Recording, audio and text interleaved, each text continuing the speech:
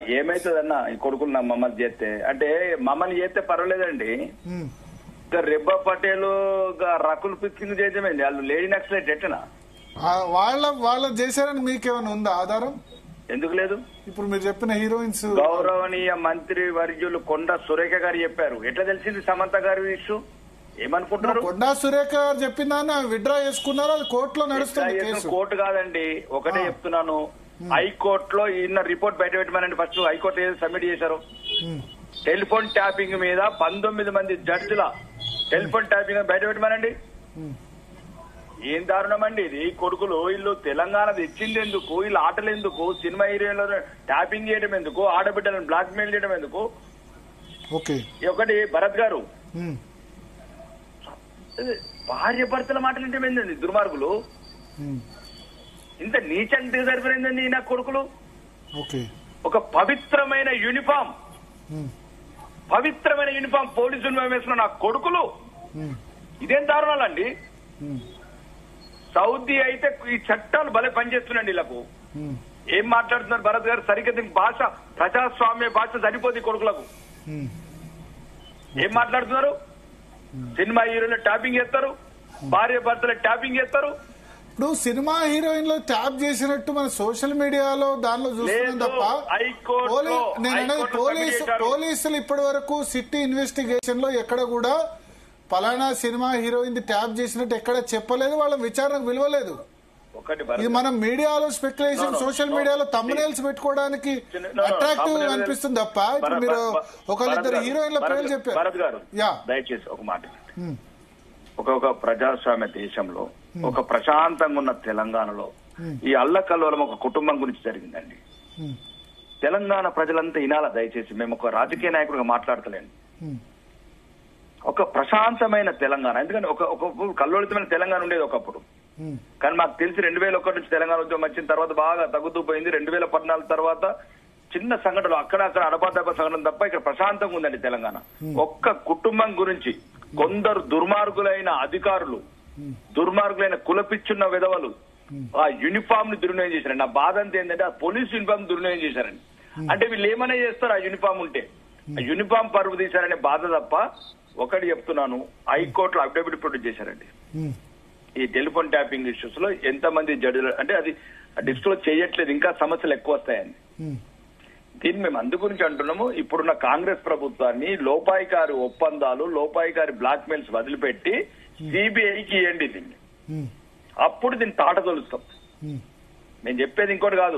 ఇప్పుడు మీరు కావాలంటే సిబిఐ ఎందుకు ఇప్పుడు ఆల్రెడీ సిట్ చేస్తోంది కదా విచారణ 1.5 year గా. సిబిఐ ఎందుకు మళ్ళా దానిలో మీ యాంగిల్? మళ్ళీ నేనేమంటున్నానండి, సిట్ ఇంకా 3 ఏళ్ల దాకా చేస్తా ఉంటది. ఈ కాంగ్రెస్ ప్రభుత్వము కనుమరుగే వరకు చేస్తా ఉంటది. ఎందుకు అంత లేట్? 3 ఏళ్ల వరకు ఎందుకు చేస్తారు? అందాదే ఉంది కదా. ఇంకా కాళేశ్వరం ఇంకా మొదలే కాలేదు, ఇంకా 2 ఏళ్ళు అయిపోతుంది.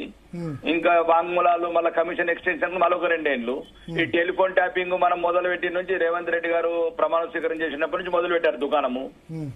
ఎవ్రీథింగ్ ఇస్ వాళ్ళ దగ్గర రికార్డ్స్ ఉన్నాయి. రికార్డింగ్ వాళ్ళు రోజు ఇనుకుంటా మురిసిపోతున్నారండి. దాన్ని బట్టి బ్లాక్ మెయిల్ చేస్తున్నారు.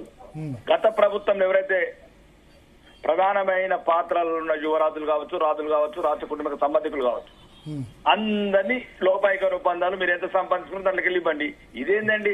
నేను డబ్బు వేరండి, కానీ మొత్తం వ్యక్తుల అంటే నిజంగా చెప్పాలంటే భరత్ గారు, ఈ రోజు ప్రతి రాజకీయ నాయకుడు లేకపోతే హై ప్రొఫైల్ లేకపోతే ఒక లింకప్ అయిన అధికారులు కావచ్చు, జడ్జిలు కావచ్చు, సొంత భార్య భర్తలతో కూడా మాట్లాడాలంటే బాగా భయపడుతున్నారు. ఇది ఓన్లీ ఈ గత ప్రభుత్వం చేసిన దాష్టికాలు. దీని మీద ఈ టీవీ ఛానళ్ల చర్చలు ఇవన్నీ కాదు. కఠిన శిక్షలు పడాలంటే దీన్ని సిబిఐకి ఇవ్వాల్సిందే. 600 నెంబర్స్ ఒక నవంబర్ ఎట్లా చేస్తారండి? నక్సలైట్లంతా నవంబర్లో వచ్చారా? అంటే నోటికి వచ్చింది చెప్తున్నారు, నోటికి వచ్చింది రాస్తున్నారు. క్లియర్ గా డిస్క్లోజ్ చేయని అఫిడవిట్ హైకోర్టులో ఉంది. 19 మంది జడ్జిలను రాశారల్లా. ఇంకా విన్నద్దు, దీన్ని తేల్చాలా? ఇంట్లో ఎవడెవడైతే దుర్వినియోగం చేసిండో అంటే పత్రికలలో ఏదో రాస్తున్నారు పక్కన. ఇప్పుడు మీరు సిబిఐకి ఇవ్వాలని అంటారు, కరెక్టే. ఇప్పుడు రేవంత్ రెడ్డి ఫోన్ కూడా స్వయంగా ట్యాప్ అయింది, ముఖ్యమంత్రి ఫోన్ కూడా. ఆయన కంటే సీరియస్ గా ఇన్వెస్టిగేషన్ సిబిఐ చేస్తుందా? ఆయన స్వయంగా విక్టిమ్ కదా. ఇప్పుడు నేను అంటున్నది నెగోషియేషన్ ప్రాసెస్ ఉన్నారు వాళ్ళు. నెగోషియేషన్ ప్రాసెస్ ఉన్నారు. అందుగురించే కదా ఈ రోజు కాంగ్రెస్ ప్రభుత్వం మీద మన బీఆర్ఎస్ గలమెత్తకపోవడానికి కారణము. గలమెత్తినప్పుడల్లా రికార్డు వినిపిస్తుంది. బీఆర్ఎస్ గలమెత్తట్లేదా? ఎక్కడండి, మీరు ఎత్తట్లేదని వాళ్ళు అంటారు. BJP Congress match, BJP matching ఒకటండి. ఒకటి భరత్ గారు మాట్లాడడానికి కొద్దిగా ఇబ్బందికరంగా ఉండదండి. భారతదేశంలో మాకు ప్రధాన ప్రత్యర్థి ఎవరు ఉన్నారంటే కాంగ్రెస్. కాంగ్రెస్ తో సూర్యుడు అటు నుంచి ఇటు పొడిచినా కానీ ఇంకా కాంగ్రెస్ అనేది ప్రజలు కూడా నమ్మరండి. దయచేసి ఏదైనా రాజకీయ నాయకులు వాళ్ళకి ఏదైనా మాట్లాడాలనుకుంటే ఏదైనా నోరుంది కదా మాట్లాడుకుంటే మాట్లాడాల్సింది తప్ప 80% కాంగ్రెస్ అని ఉండదు. మేము బహిరంగ చెప్తున్నాం ఈ దాంట్లో. దయచేసి ఒకటే మాట వినండి, ఈ అధికారులకు గుణపాఠం రావాలి. ఎందుకంటే ఇప్పుడు వీళ్ళకి సరైన కఠినమైన శిక్ష ఇస్తేనే భవిష్యత్తులో ఇంకోసారి ఆ యూనిఫామ్లు ఉన్న వాళ్ళు భయపడతారు. లేకపోతే ఆ యూనిఫామ్ ముసుగేసుకొని రేపు ఎన్ని రకాల అరాచకాలు చేస్తారో. చంబల్లో దొంగలు వేరు, ఇంకా వేరు, కానీ వీళ్ళు యూనిఫామ్లు ఇట్లాంటి పనులు చేయొద్దు అంటే ఇప్పుడున్న దాన్ని ఈ ట్యాపింగ్ మీద సిబిఐ ఎంక్వైరీ ఇచ్చి కఠినమైన శిక్షలు వేస్తేనే వీళ్ళు వింటారని అభిప్రాయం.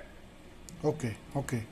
సో అయితే ఒకటి ఇక్కడ ఇప్పుడు కాంగ్రెస్ అండ్ బీజేపీ ఒకటి కాదు అని అంటున్నారు, కానీ రాష్ట్రంలో ఒక గోల్మాల్ మాయ జరుగుతుంది. కాంగ్రెస్ బీజేపీ ఒకటని, బీఆర్ఎస్ బీజేపీ ఒకటని. ఇప్పుడు కవిత అన్నారు బీఆర్ఎస్ బీజేపీలో విలీనం అని చెప్పి, అందుకనే యాక్షన్ లేదని చెప్పి.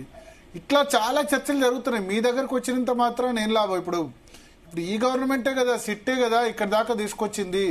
Plus BJP leaders phone tap అయినాయని కూడా వాళ్లే కదా చెప్తుంది, ఈ గవర్నమెంటే. ఓన్లీ కాంగ్రెసే కాదు, బండి సంజయ్, ఈటల రాజేందర్, వీళ్ళు అరవింద్, వీళ్ళందరూ ఫోన్లు ట్యాప్ అయినాయని చెప్పింది ఈ గవర్నమెంటే కదా అంటారా? ఈ గవర్నమెంట్ ప్రతి ఒక్కరికి